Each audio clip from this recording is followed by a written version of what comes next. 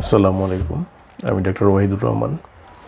আজকে আমরা আলোচনা করব একটা ইম্পর্ট্যান্ট টপিক, সেটা হচ্ছে ম্যান্টোস্টেক্স বা এমটি নিয়ে। এটার সাথে আমরা কম বেশি সবাই পরিচিত। আমরা ল্যাটেন্ট টিবি ইনফেকশন অথবা সুপ্ত টিবি এটাকে ডায়াগনোসিস করার জন্য এটা পুরো বিশ্বব্যাপী এবং বিশেষ করে বাংলাদেশের মতো যারা উন্নয়নশীল দেশ, এসব দেশে অনেক বেশি পরিচিত। এবং আমাদের এই এমটি পরীক্ষাটা বিনামূল্যে সরকারের পক্ষ থেকে করা হয়। তো আমরা আজকে এটার ইন্টারপ্রিটেশন জানবো, অর্থাৎ কত হলে এমটি পজিটিভ। সাধারণত আমাদের বেশিরভাগ টেস্টেই দেখা যায় 10 বা তার বেশি হলে এটাকে পজিটিভ হিসেবে ধরে নেওয়া হয়। তা আসলে কি সবসময় 10 হলেই পজিটিভ, না এর কম বেশি হতে পারে, সেটা আমরা জানবো। তো এখানে 4টা ক্যাটাগরিতে আমরা ভাগ করে নিই। যদি এইচআইভি ইনফেক্টেড পেশেন্ট হয়, এইচআইভি আছে, সাথে সে close contact with active tuberculosis, অর্থাৎ যেসব রোগীর টিবি রয়েছে এবং ওষুধ খাচ্ছে, এরকম কারো কন্ট্যাক্টে থাকে নিয়মিত এবং সাথে এইচআইভি ইনফেকশনও তার রয়েছে, এই ধরনের খুবই রিস্কি পেশেন্টের ক্ষেত্রে 5-এর কম হলেই আমরা এমটি পজিটিভ হিসেবে ধরে নিব। অর্থাৎ যদি 1-2ও থাকে আমরা এমটি পজিটিভ হিসেবে ধরে নিব এবং আমরা তাকে চিকিৎসা দিই। সেক্ষেত্রে আমরা টিউবারকুলার প্রিভেন্টিভ থেরাপি দিয়ে থাকি। এটা একটা প্রোফাইল্যাকটিক বা প্রতিরোধমূলক চিকিৎসা।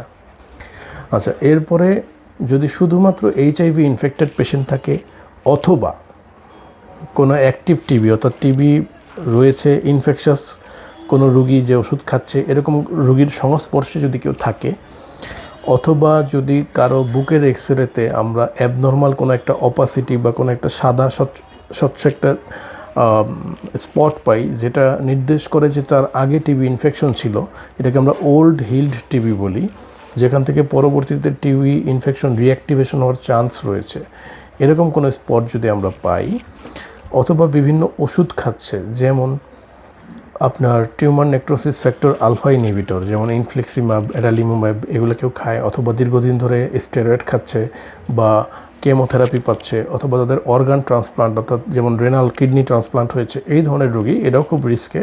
এদের ক্ষেত্রে 5 বা তার বেশি হলেই আমরা এমটিকে পজিটিভ ধরে নিব এবং আমরা চিকিৎসা দিব। আচ্ছা, আরেকটা ক্যাটাগরি হচ্ছে যাদের অদূর ভবিষ্যতে টিবি হতে পারে, যেমন সিলিকোসিস রোগী, অর্থাৎ যারা পাথরের কাজ করে, ধুলাবালির কাজ করে, এদের সিলিকোসিস নামে একটা রোগ হয়। এছাড়া যারা ক্রনিক কিডনি ডিজিজ এবং ডায়ালাইসিস হচ্ছে এমন রোগী, ডায়াবেটিসের রোগী, দীর্ঘদিন ধরে আনকন্ট্রোল ডায়াবেটিস, বিভিন্ন ক্যান্সার যেমন রক্তের ক্যান্সার, লিউকোমিয়া, লিম্ফোমা বা ফুসফুসের লাং ক্যান্সার, এবং মোটামুটি 4 বছরের নিচের বাচ্চা বা 5 বছরের নিচে যে বাচ্চাগুলো রয়েছে, এই ক্যাটাগরি থেকে আমরা, যেহেতু 5 বছরের নিচে টিবি ইনফেকশন হওয়ার সম্ভাবনা খুবই বেশি, এই ক্যাটাগরিকে আমরা 10 বা তার বেশি হলেই এমটি পজিটিভ ধরে নিব।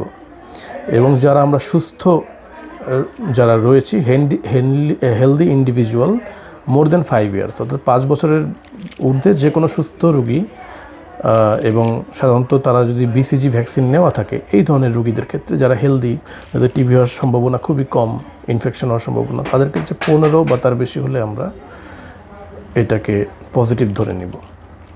ধন্যবাদ।